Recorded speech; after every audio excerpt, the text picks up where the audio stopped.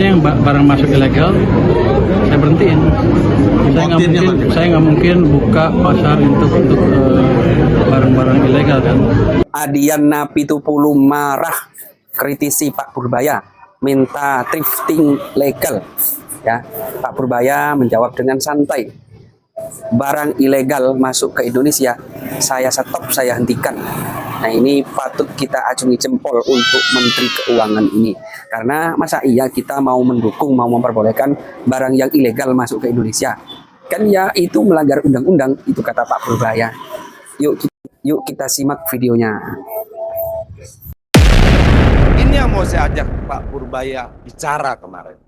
Dan dia jawab, kita atur waktunya ya, Bang. Kenapa saya mau sebelum dia bicara, ini loh datanya.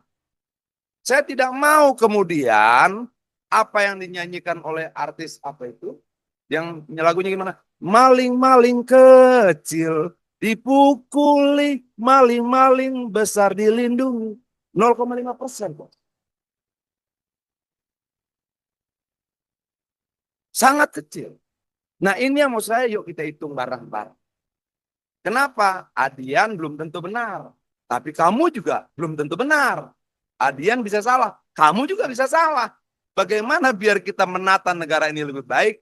Duduk bareng-bareng dan kumpulkan kebenaran-kebenaran dari setiap angka-angka dan data-data itu. Biar kelar. Sebagai anggota DPR, saya coba buka komunikasi. Kita ngobrolin dulu yuk. Kalau ngobrol saya salah, saya bilang, minta maaf, saya salah, saya nyerah. Tapi kalau saya benar gimana?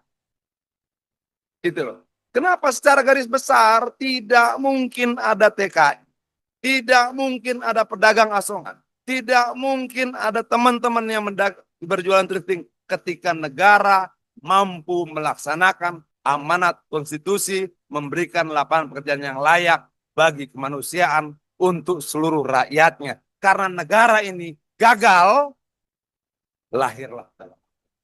Karena negara ini gagal, lahirlah pedagang kaki lima. Mereka lahir bukan karena permintaan mereka. Mereka lahir karena negara gagal memberikan langkah-langkah konstitusional bagi rakyat. Ketika mereka mencari makan menjadi pedagang kaki lima, kenapa negara salahkan lagi? Ketika mereka menjadi pengamen, kenapa negara salahkan lagi? Ketika mereka menjadi pedagang asuhan, kenapa negara salahkan lagi? Bukankah mereka menjawab kegagalan negara dengan kreativitasnya? Nah ini menurut saya yang harus kita luruskan dalam cara berpikir kita tentang bagaimana sebenarnya negara ini dibangun. Saya nggak peduli sama pedagangnya. Pokoknya yang barang masuk ilegal saya berhentiin. Saya nggak mungkin buka pasar untuk barang-barang ilegal kan. Tapi mereka dia untuk bayar 15% itu gimana? Kalau nanti dikabulkan nggak legal saya tangkap. Itu kan, kalau Anda lihat cerita apa Al Capone zaman dulu, impor apa dari Kanada ke Amerika, alkohol kan. Apa alkoholnya beracun? Enggak, tapi karena melanggar undang-undang. Itu sama saya kerja seperti itu. Tapi sebenarnya seberapa membahayakan sih Pak? Ini ada datanya nggak berapa besar dampaknya ke ekonomi makro gitu Pak? Angkanya ada nggak? Angka kerugiannya? Gini, saya kan selalu bilang market kita kuat, besar. 90% dari domestic demand itu 90% dari ekonomi kita. Globalnya kacau balau, yang 10% itulah 20%. Kalau yang domestiknya dikuasai asing, dikuasai barang asing, apa untungnya buat pengusaha domestik selain pedagang-pedagang yang jumlahnya relatif kecil dibanding rakyat kita semua. Jadi saya memaksimalkan market domestik untuk pemain domestik. Nanti pedagang itu juga kalau mereka cukup cerdas memanage dagangnya bisa shift kan ke barang-barang domestik. Kalau mereka bilang jelek, itu lalu aja bagus. Kan demand-nya akan menentukan demand yang menentukan kualitas barang. Kalau jelek ya nggak dibeli sama masyarakat. Tadi kan ada dari perwakilan thrifting.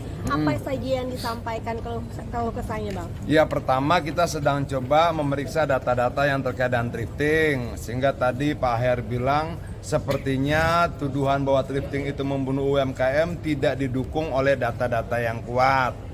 Karena dari data yang kita dapatkan total barang-barang thrifting itu yang masuk ke Indonesia berdasarkan data dari Kementerian UMKM 3.600 itu kalau dipresentasikan cuma 0,5% dari total 28.000 kontainer barang ilegal, tekstil ilegal, yang kalau kita konversi dengan ton itu sekitar 784.000 ton. Artinya bahwa barang thrifting ini hanya 0,5% dari total yang tadi. Kalau Bang, masukan dari Bang sendiri seperti apa Bang? Tadi setelah mendengar keluhan atau masukan dari... Nah, ya kita harap kalau misalnya negara tidak bisa memberikan lapangan pekerjaan, toh rakyat tetap butuh makan, ya jangan ditindak-tindak dulu lah. Kecuali kemudian kita mau melihat anak bangsa kita kelaparan. Nah, sebenarnya sampai di dalam tadi kita berdiskusikan banyak hal. Karena dari data kita, menurut hasil riset, 67% milenial dan Gen Z itu menyukai thrifting.